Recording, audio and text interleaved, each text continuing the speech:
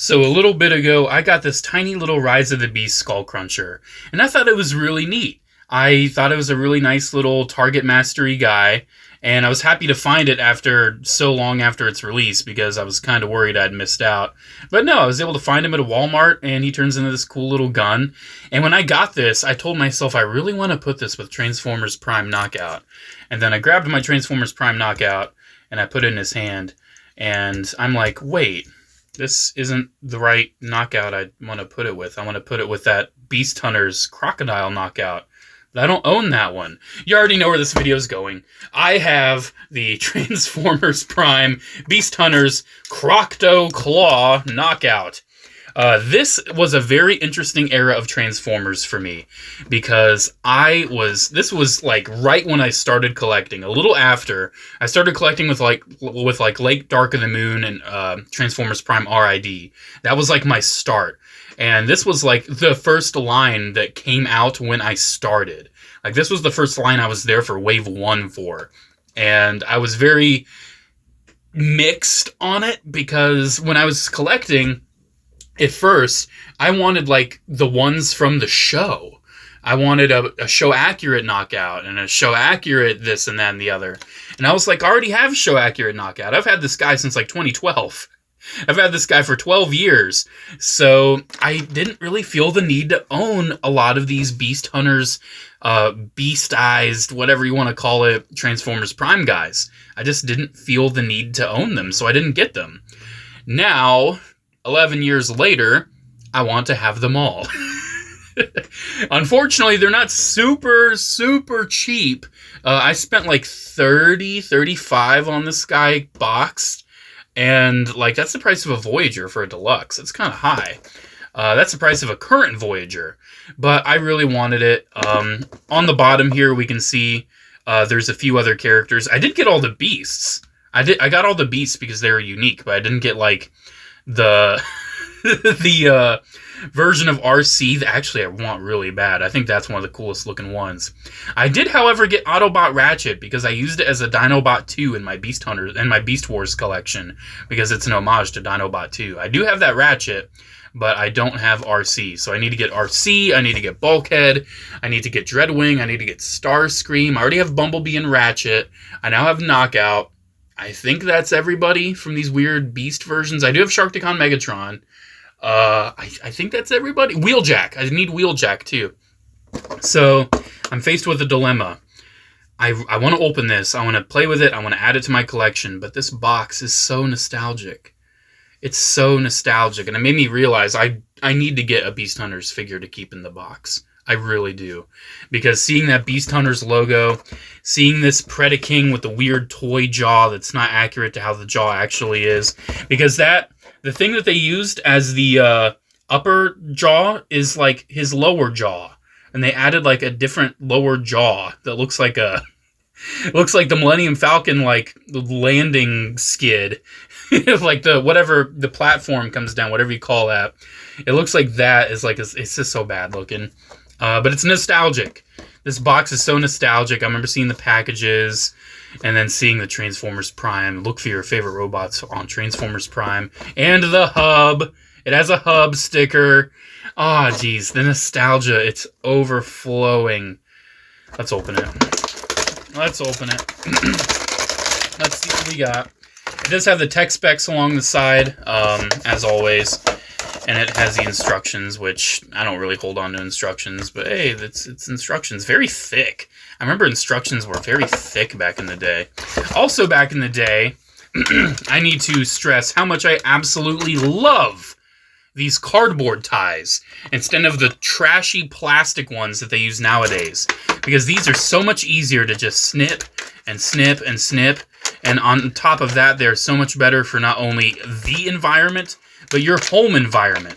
You're not going to find one of these sitting on the floor. And if you do, it's huge. And it's just cardboard. So if your pet gets a hold of it, they're not going to get hurt. It's like they come out so easily. It's recyclable. Hasbro needs to go back to using these. And they can color them too. They've colored them in the past. They can make them the colors of the toy. I don't know why they use these when they're trying to do plastic-free packaging, or when they don't use these. It's infuriating. I hate the little clips. It's time. Let us look at Crockout Claw Knockout. I'm very interested to see how this one goes, because I didn't want this figure for the longest time, and now here I am overpaying aftermarket prices to get it after all these years. So, first impression is I really like the look. I really do, actually. Let's get the chest fully attached, because that doesn't seem like it was attached fully in the box. I really do like the look. The head sculpt is very interesting. Can we get that head sculpt? Oh, I was about to say it's not coming out all the way, but they did still use rubber bands from time to time, especially on spring-loaded mechanisms, so they didn't look ugly. Geez, how big is this rubber band? So they didn't look ugly in the box, so they didn't accidentally so he didn't look like this in the package or anything. They did use him for that. But yeah, the head sculpt's really interesting. It's unique. It is a new head sculpt. I don't know how much of him is entirely new. I know the chest is new, obviously, because it has like the crocodile motif. The head is new. Looks like the arms, the door panels are new, but it seems like a lot of the rest is reused. The waist seems to be the same. The front little grill section's new. The hood seems to be the same. And the legs appear to be new as well. So it has a lot of new molding. And it's so surprising to me that this Beast Hunters line did so many new iterations of characters, but the two characters that did have distinctly new iterations, Bumblebee and Smokescreen, did not get proper show-accurate repaints. I'm really hoping APC Toys, the company that's doing like Transformers Prime knockoffs nowadays, I'm really hoping they give us like proper Beast Hunters, Smokescreen, and Bumblebee, because after all these years, we still have never gotten them. So, one odd thing about this knockout mold is the arms. The arms have very limited articulation, and I feel like it's even worse on this iteration. Something about it, I think with how they sculpted the new doors, it seems to me that the windows allow for less clearance. And see, even if you do move it, like it's slightly flexing that clear window, so I wouldn't really bend the elbow too much. It seems like it's kind of, it's kind of an joint. He does have the wheels around the back still, which are very cool, very nice. I think the wheels are the same. It would have been kind of nice if they decorated the wheels a little bit. What's up with this Crockout Claw? I'm very unfamiliar with this accessory. So it seems like it can be used as a club. Almost looks like a crocodile tail. So you can put it in his hand like a club. And this era of Transformers scare the crap out of me, because that thumb can break off so easily. And I don't want to break the thumb, so I need to make sure I focus my applying accessory effort into the body of the hand. So this is the Crockout Claw. It seems like it's spring-loaded, but I'm not seeing the button. The button's got to be here somewhere, right? Is it? It seems like it has like a chain in there. And you can also hold it like this. So you can hold it like a club or a claw. How does it claw, though? How does it do the claw thing? Let's find out. I will display him with this, but I'm also fully intending on displaying him with the Rise of the Beast Skull Cruncher, because that's kind of why I bought him. Yeah, that's nice. That looks really cool. Having this crocodile-themed knockout with a crocodile target master. The color matches pretty decently, too. It's not a perfect match, but it fits the vibe. It definitely fits the vibe. Alright, so there's him back there. Let us figure out how the hell this works. So, like, there's the chain. It's on a hinge right there. What am I doing wrong? I'm looking for, like, a button, or... Is that the button? Do you like, press that? Because I see a hinge right there, too. I see, like... Oh, there's, like, little eyes right there.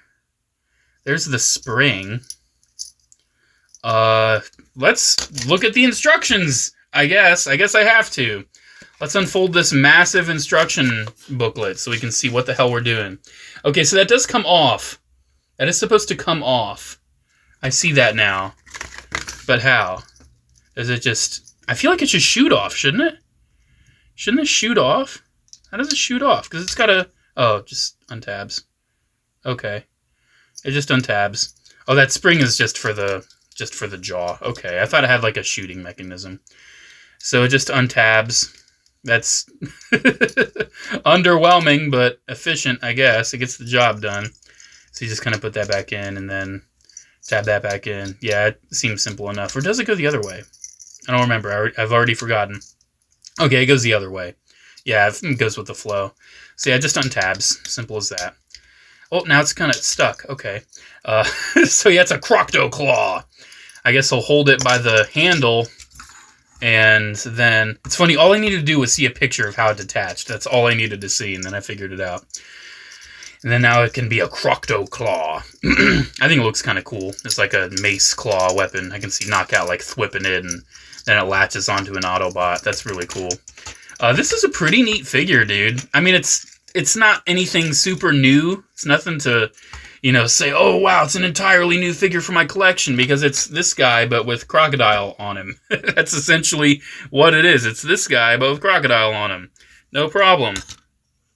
But yeah, it's very, very interesting. That is for sure. It's very interesting.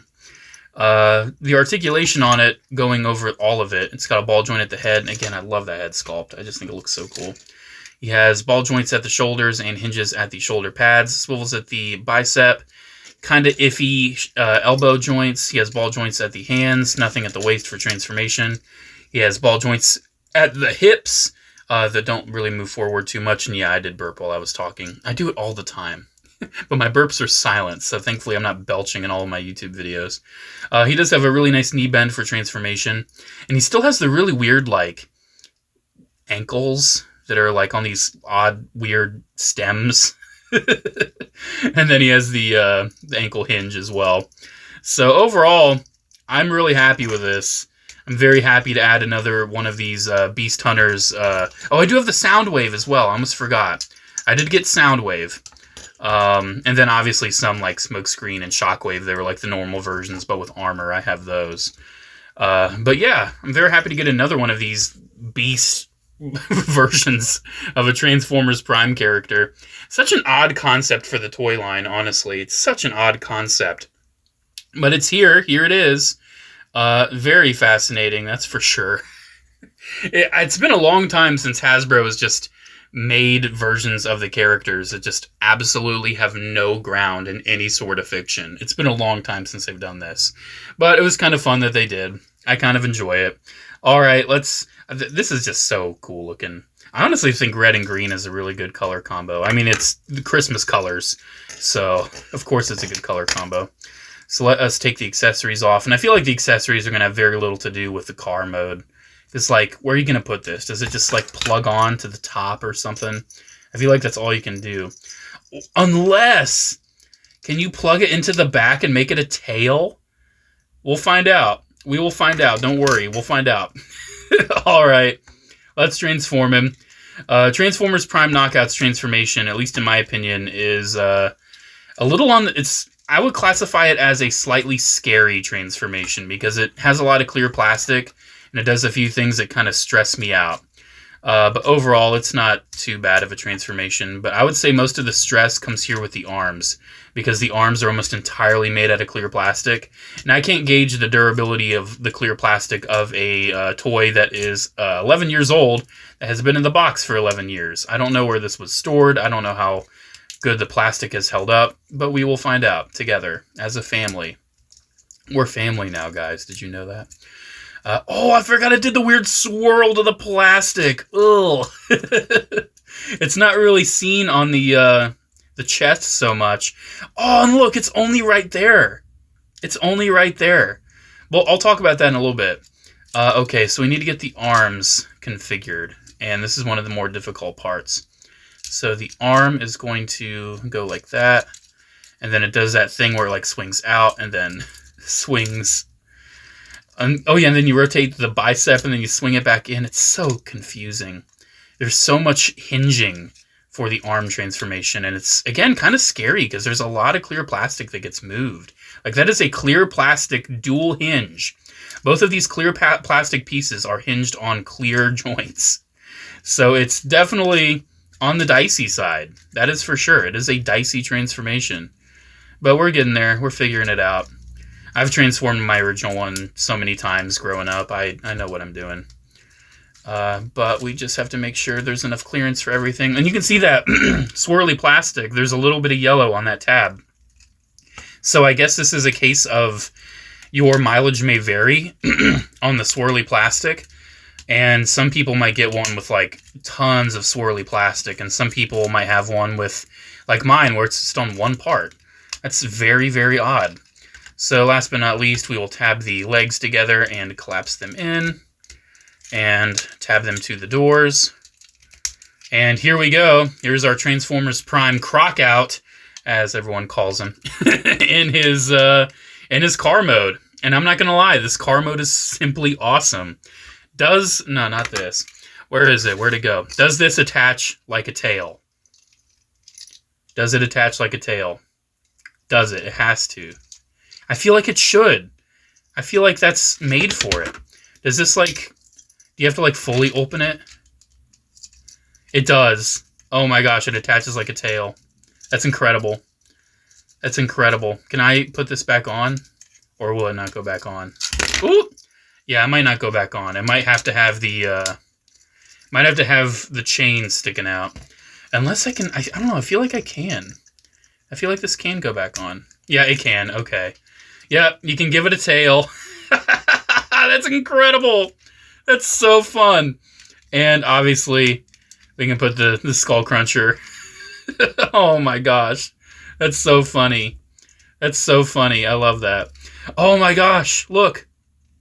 We can make Skull Cruncher look like he's riding him.